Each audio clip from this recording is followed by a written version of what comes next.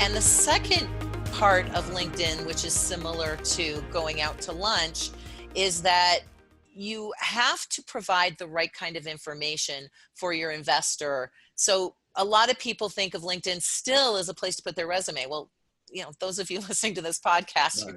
you're not looking for a job, Exactly. right? Right.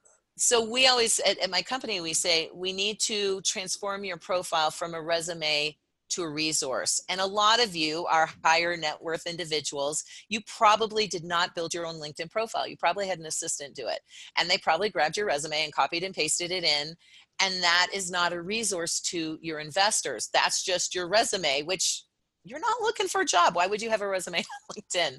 Right. So a big part of it is taking the different sections of your LinkedIn profile and truly making those resources. Now, you don't want to share anything publicly that you wouldn't share publicly, but there's a lot of information that you can share, which will, again, prove that you are a credible company for your investors to do business with.